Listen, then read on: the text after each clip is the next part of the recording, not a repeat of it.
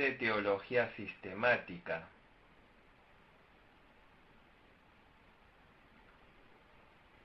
C mayúscula. La cuestión de la presencia real de Cristo en la Cena del Señor. 1. La visión católica romana. La Iglesia Católica Romana cree que en el momento en que el sacerdote ora diciendo, este es mi cuerpo, el pan y el vino se transforman en el cuerpo y la sangre del Señor. Esta teoría se llama transubstanciación. Critiquemos esto. Cuando Jesús tomó el pan y lo bendijo, dijo a los discípulos, este es mi cuerpo dado por vosotros.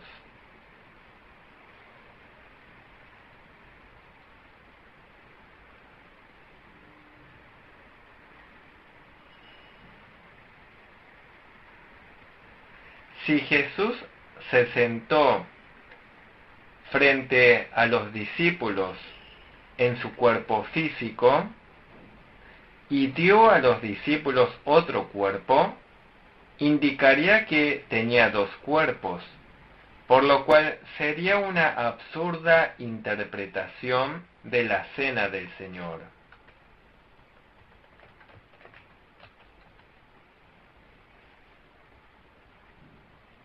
Incluso si consideramos la idea de que el pan fue transubstanciado, el apóstol Pablo lo llama pan. 1 Corintios 11, 23 al 26. También es imposible que un objeto cambie sin cambios en sus atributos.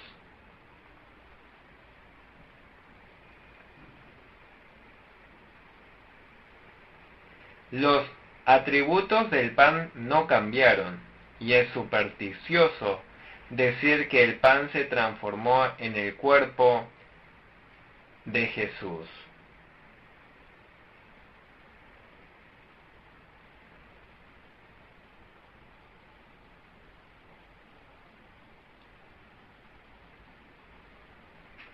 La redención de Cristo fue completada de una vez por todas en la cruz, y si Jesús continuó dando a los creyentes su cuerpo a través de la Cena del Señor, la redención de la cruz resultaría incompleta.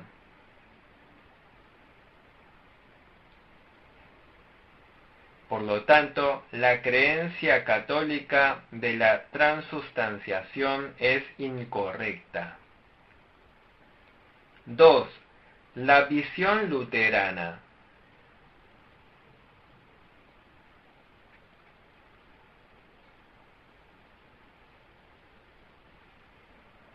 Según el punto de vista luterano, el pan y el vino siguen siendo pan y vino, pero afirman que el cuerpo y la sangre de Cristo están en el pan y el vino.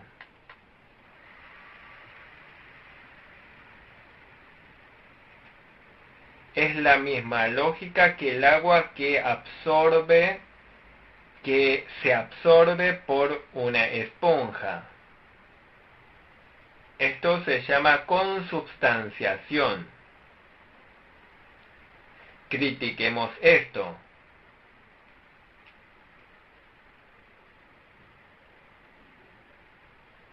Primero, el Señor dijo, este es mi cuerpo, y la visión luterana cambia el significado de esto para indicar esto acompaña mi cuerpo.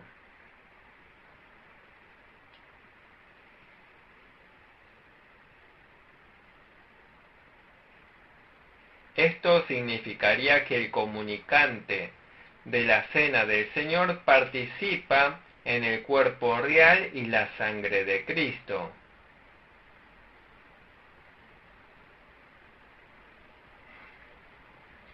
Esto llega a la conclusión de que uno puede ser salvo por medio de la participación en la cena del Señor sin necesidad de fe. Este punto de vista no es muy diferente de la concepción católica romana. 3. La visión de Zwinglio.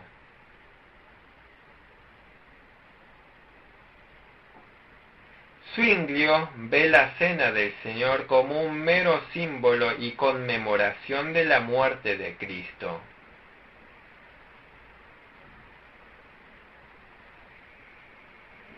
Cree que esto no es más que la mera confesión de fe de un creyente.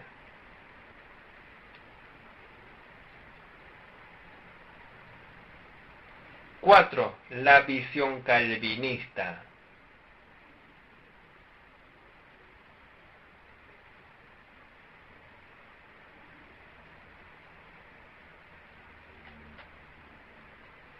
La postura calvinista no cree que el pan y el vino de la cena del Señor se conviertan en el cuerpo y la sangre de Cristo, y tampoco cree que el cuerpo y la sangre de Cristo están en el pan y el vino.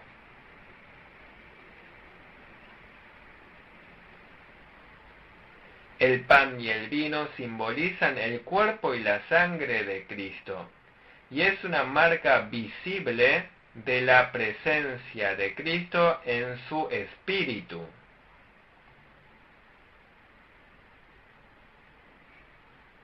Sin embargo, Cristo no viene y da gracia sin considerar la fe de un individuo.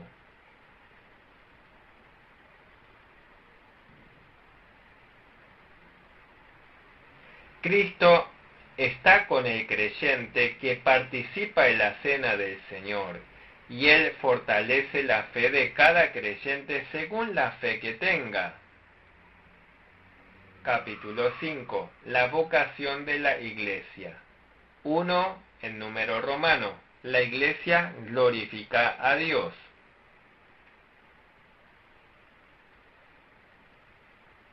El primer propósito del hombre es glorificar a Dios y regocijarse para siempre en Dios.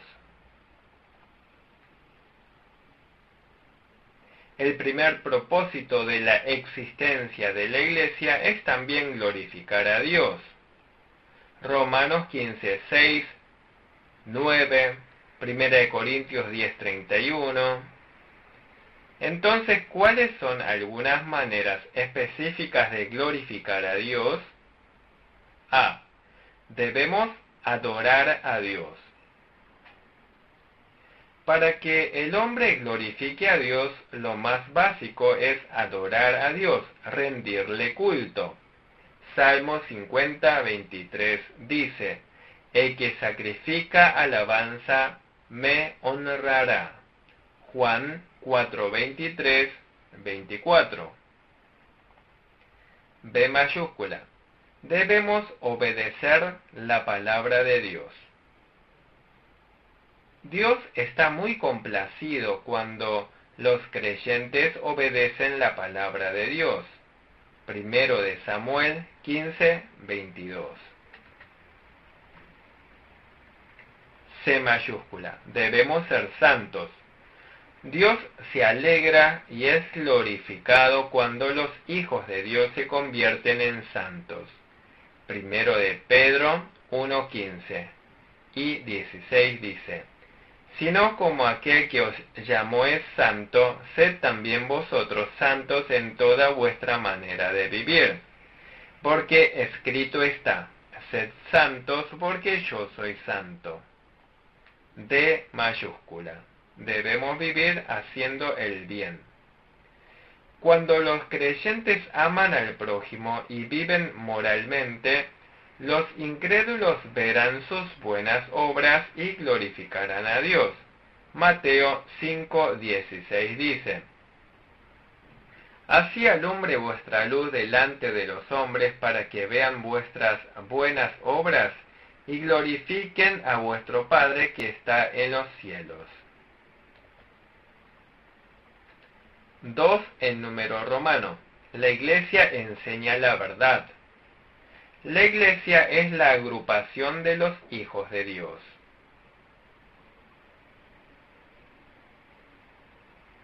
La Iglesia enseña la verdad a los hijos de Dios y los hijos de Dios aprenden y obedecen la verdad para glorificar a Dios. Así, Jesús ordenó a sus discípulos que enseñaran la palabra de Dios.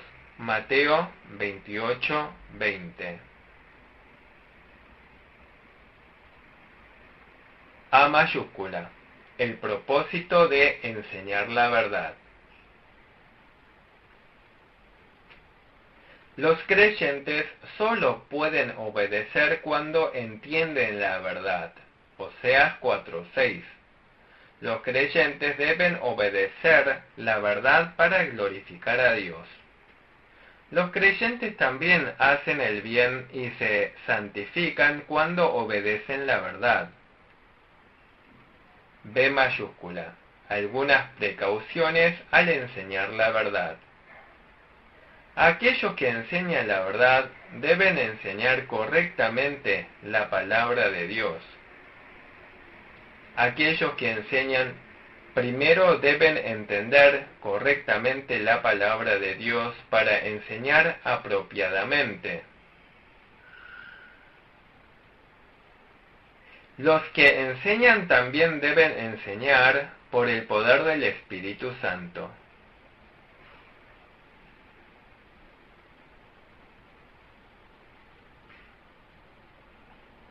Deben entender la verdad por la iluminación del Espíritu Santo y deben obedecer y enseñar por la guía del Espíritu Santo. 1 Corintios 2:4, 13. Los que enseñan también deben orar por los que recibirán las enseñanzas.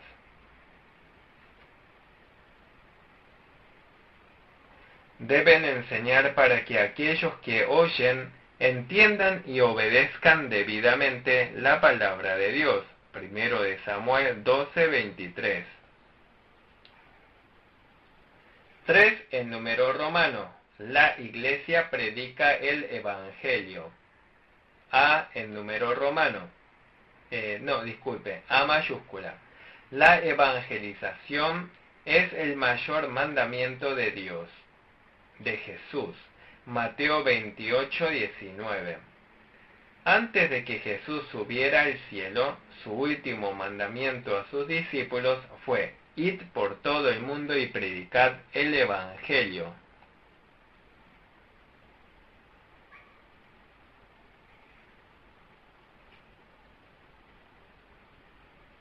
Los creyentes que han recibido la salvación por medio de la fe en el Evangelio de Cristo deben ser profundamente conmovidos por la gracia y evangelizar con corazones alegres.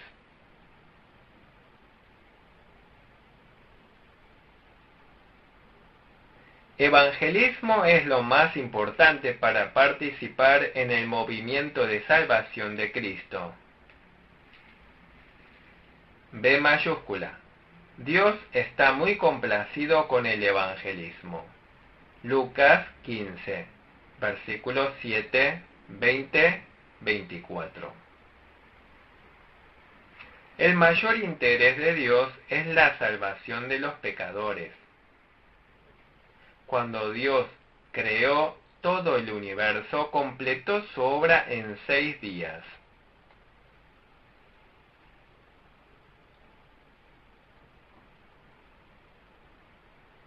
Sin embargo, la obra de Dios en salvar a los pecadores continuó desde la caída de Adán y continuará hasta el fin de los tiempos.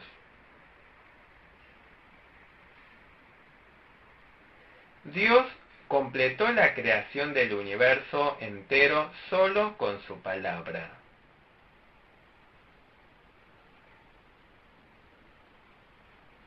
Sin embargo, La obra de la redención de los pecadores se logró mediante el sacrificio del Hijo de Dios como Cordero expiatorio.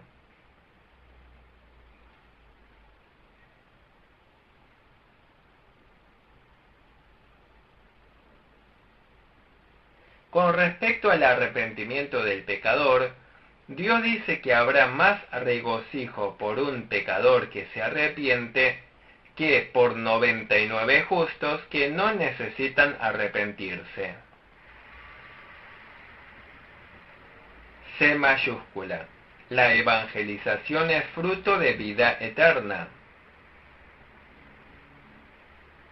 Las cosas muertas no pueden reproducirse, pero los seres vivos sí.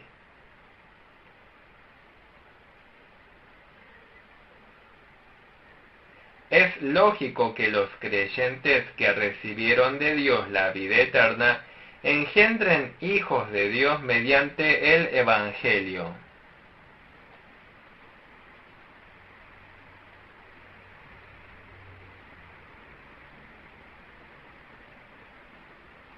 El apóstol Pablo, dirigiéndose a la iglesia de Corinto, que surgió mediante la predicación del Evangelio, dijo que los engendró en Jesucristo por medio del Evangelio. D mayúscula. Hay recompensas en el evangelismo. Dios recompensa a los que evangelizan con gloriosos galardones. Juan 4:36.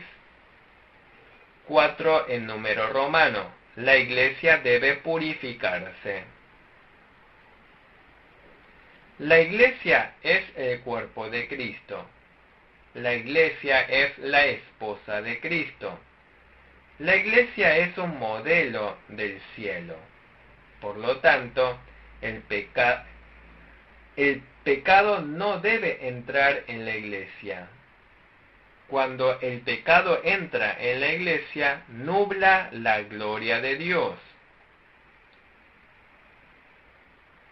No solo eso, sino que la iglesia se va corrompiendo más y más.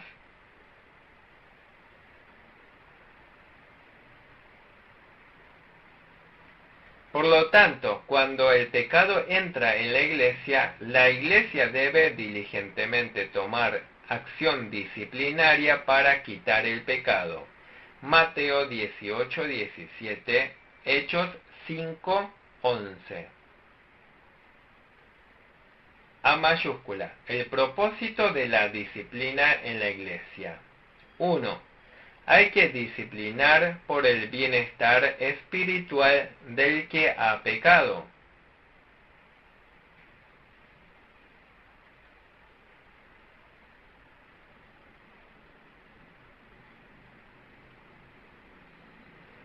Puede ser físicamente doloroso y difícil cuando un pecador es disciplinado, pero él se arrepiente de sus pecados y obedece la voluntad de Dios a través de eso, lo cual resultaría en beneficios espirituales. 2. La iglesia disciplina para prevenir la corrupción de la iglesia.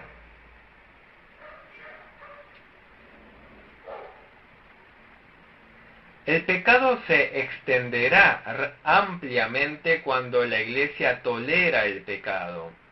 Sin embargo, cuando el pecado es tratado estrictamente, los creyentes temerán y abandonarán el pecado. 1 Corintios 5:6, Gálatas 6:1. B mayúscula. Métodos de disciplina. La iglesia no debe disciplinar a los creyentes con emociones humanas, sino usar el método que Jesús mismo nos enseñó. Mateo 18, versículos 15 al 18. Primer paso. La persona que descubrió el pecado debe ir y exhortar al que pecó. Segundo paso, acompañado de una o dos personas, se debe exhortar a aquel que pecó ante 2 o 3 testigos. Tercer paso, hay que informarlo a la iglesia y la iglesia debe exhortar al que pecó. Cuarto paso, cuando el que pecó no escucha las exhortaciones de la iglesia, debe ser tratado como un pagano. El pecador debe ser apartado de cualquier relación con otros creyentes. Parte 7. Escatología. Capítulo 1. Escatología individual. 1 en número romano. La muerte física. A mayúscula. Naturaleza de la muerte física. La muerte física y la muerte espiritual son diferentes. La muerte física es la separación del cuerpo y el alma y es la extinción de las funciones del cuerpo. La muerte del espíritu no es la extinción del alma, sino que se refiere a la separación del alma de Dios. B mayúscula. La relación entre el pecado y la muerte. La muerte es el castigo de Dios por el pecado. Dios es un Dios justo y castiga con muerte a los humanos que pecan. Cuando el hombre peca, debe morir inmediatamente, pero Dios pospone el castigo de la muerte de los pecadores mediante su gracia común.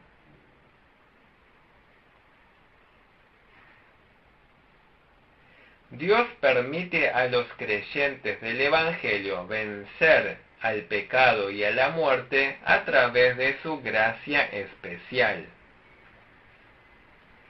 C mayúscula. La muerte física de los creyentes. Los creyentes reciben el perdón de los pecados a través de la fe en el Evangelio y sus almas reciben la salvación. Sin embargo, la salvación del cuerpo espera hasta el momento de su resurrección. Los creyentes no pueden evitar la muerte física, pero la salvación de sus cuerpos físicos será completada en su resurrección en la segunda venida de Cristo. Los cuerpos resucitados de los creyentes nunca morirán, sino que vivirán eternamente en el reino de los cielos. Los creyentes obtienen grandes beneficios a través de la muerte. Los creyentes se arrepienten ante la muerte. Segundo de Reyes 20, 1 al 3. Los creyentes aprenden a ser humildes ante la muerte. Eclesiastés 1, versículos 2 al 4. Los creyentes desechan la codicia ante la muerte. Primera de Pedro 1, 24. Ante la muerte, dejan la esperanza del mundo y anhelan el eterno reino de los cielos. 2 en número romano. El estado intermedio. A mayúscula. Conceptos erróneos del Seol o Hades. Algunos creen que el Seol o Hades es un lugar donde los piadosos y los malvados entran luego de la muerte. Afirman que el Seol o Hades no es ni un lugar de castigo ni un lugar de recompensas. Afirman que el Seol o Hades es el mismo destino para los piadosos y los malos. Afirman que el Seol o Hades es un lugar sombrío y es un lugar donde los muertos reflexionan sobre sus vidas terrenales como si fuera un sueño.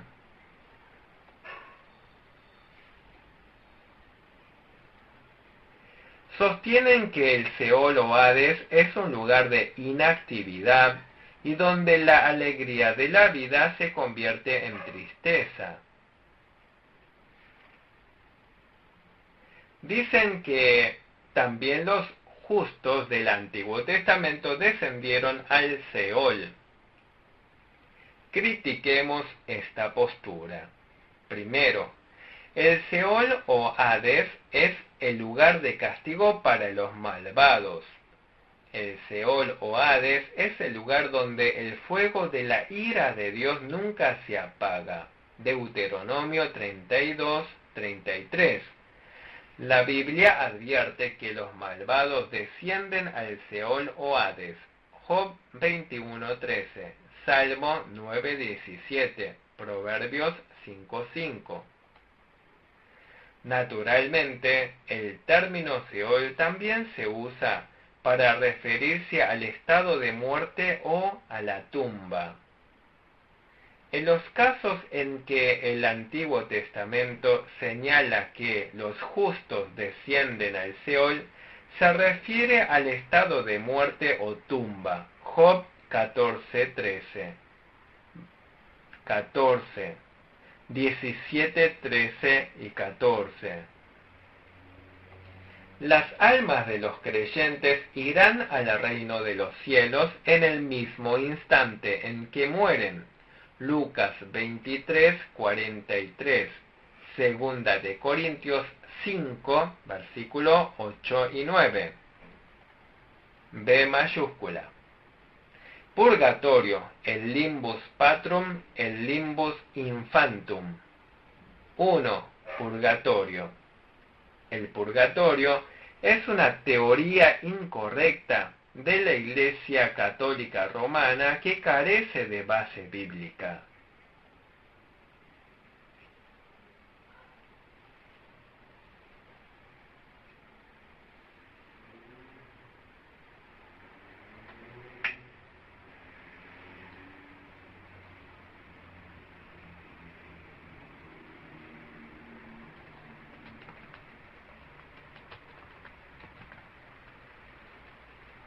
Señalan que el purgatorio no es ni el reino de los cielos ni el infierno, sino un tercer lugar donde hay que purgar los pecados a través del castigo.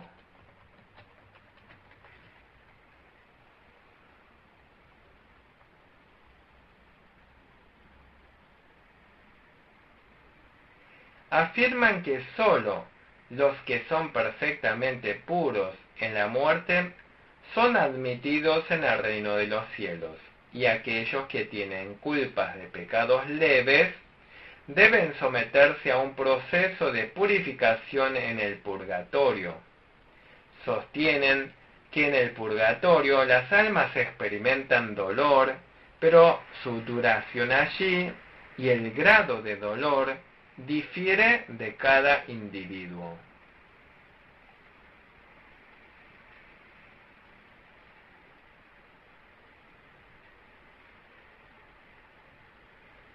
También afirman que el dolor y la duración de las almas en el purgatorio son disminuidos y acortados por las oraciones y las buenas obras de los demás y la misa. Estas afirmaciones católicas romanas no están de acuerdo con la Biblia. 2. El limbus patrum. La palabra limbus significa periferia del infierno. Esta es otra concepción de la Iglesia Católica Romana y es una visión equivocada. Dicen que el limbus patrum es el lugar donde las almas de los creyentes del Antiguo Testamento esperaron hasta el tiempo de la resurrección de Cristo. Afirman que Cristo, luego de su muerte, descendió al Hades para liberarlos y llevarlos al reino de los cielos. Ellos se basan en 1 de Pedro 3:19, pero no es una interpretación correcta. 3. El limbus infantum. Sostienen que las almas de todos los niños no bautizados, así como los hijos de los incrédulos, permanecen en un lugar llamado el limbus infantum.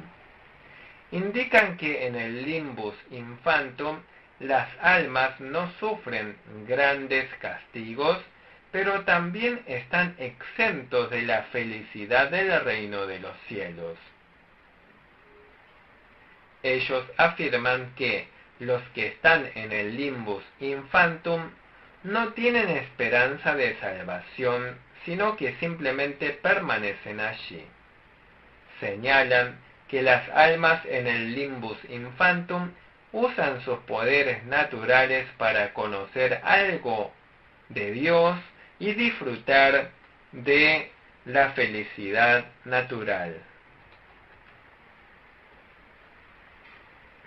Esta es la postura de la Iglesia Católica Romana y es una postura errónea que no es conforme a la Biblia. C mayúscula. La teoría del sueño del alma. Algunos creen que el alma existe después de la muerte y continúa existiendo, pero en un estado de reposo inconsciente. Ellos basan su postura en algunos versículos de la Biblia que describen la muerte como estar dormido. Mateo 9:24, Primera de Tesalonicenses 4:13. También dicen que ciertos versículos de la Biblia indicarían que los muertos están inconscientes. Salmos 6:5, Eclesiastés 9:10. Critiquemos esto. Los pasajes bíblicos que describen la muerte como estar dormido simplemente implican que el cuerpo del muerto es parecido al cuerpo del que duerme. Los pasajes bíblicos que describen a los muertos como inconscientes significan que los muertos no pueden estar conscientes físicamente sobre el mundo terrenal. Cuando los creyentes mueren, sus almas disfrutan de una vida consciente en comunión con Dios y con Cristo.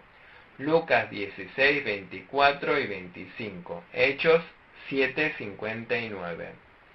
D mayúscula. La teoría de la aniquilación y de la inmortalidad condicional. La teoría de la aniquilación sostiene que el ser humano fue creado originalmente para vivir eternamente, pero debido al pecado de la humanidad, Dios destruyó el don de la vida eterna. Ellos afirman que cuando el hombre muere, su alma se aniquila o pierde para siempre su conciencia y por lo tanto deja de existir. Sin embargo, también contradictoriamente dicen que cuando los perversos mueren, experimentan sufrimientos conscientes durante un tiempo. Sin embargo, la Biblia dice que los creyentes salvados reciben la vida eterna y los que no han sido salvos reciben el castigo eterno. Mateo 25:46 dice: E irán estos al castigo eterno y los justos a la vida eterna. Ahora veamos la teoría de la inmortalidad condicional. Algunos teólogos dicen que el hombre no fue originalmente creado para vivir para siempre. Dicen que la vida eterna es un don de Dios en Cristo a los que creen. Dicen que las almas que no creen en Cristo morirán por sí solas o perderán la conciencia. Señalan que cuando los malvados mueren experimentan sufrimiento consciente durante cierto tiempo.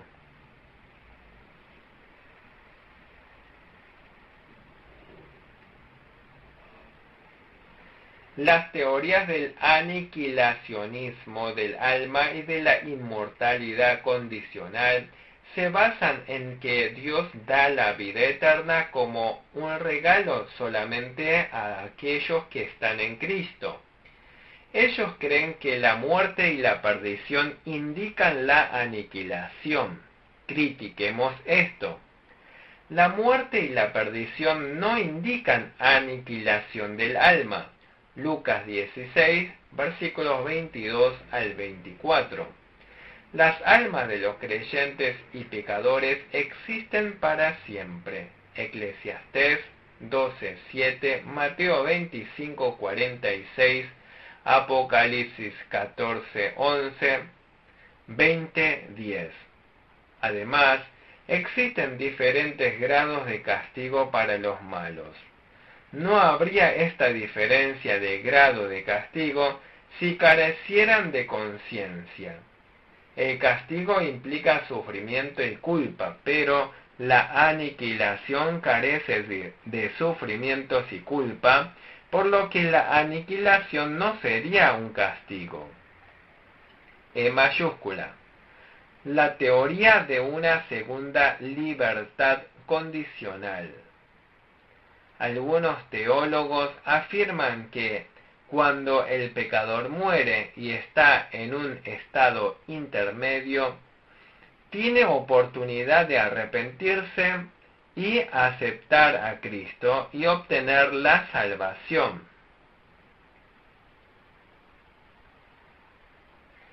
Estos sostienen que el estado eterno del hombre no es algo fijo e irrevocable hasta el día del juicio, sino que la obtención o no de la salvación depende de las decisiones del hombre durante su estado intermedio entre la muerte y la resurrección. Dicen que el hombre es condenado solamente cuando rechaza obstinadamente la salvación que se le ofrece en Cristo. Critiquemos esto. La Biblia dice que el estado de los incrédulos después de la muerte es un estado fijo. Eclesiastés 11:3, Lucas 16, versículos 19 al 31, Juan 8, versículos 21 y 24. El juicio final es determinado por las cosas que se hicieron estando en el cuerpo. Mateo 7:22, 23, 10:32, 33, 25, 34 al 46. Capítulo 2. Escatología general. 1 en número romano. La segunda venida de Cristo. Jesús mismo habló de su segunda venida. Mateo 16, 28. 24, 30. Jesús dijo en Juan 14, 3. Y si me fuere y os preparare lugar, vendré otra vez y os tomaré a mí mismo, para que donde yo estoy, vosotros también estéis. Los ángeles hablaron de la segunda venida del Señor. Hechos 1:11. Los apóstoles testificaron de la segunda venida del Señor en muchas ocasiones. Filipenses 3:20. Primera de Tesalonicenses 4:15. 16. Segunda de Tesalonicenses 1:7, versículo 10. Terminaremos la 18ª conferencia de teología sistemática. Gracias.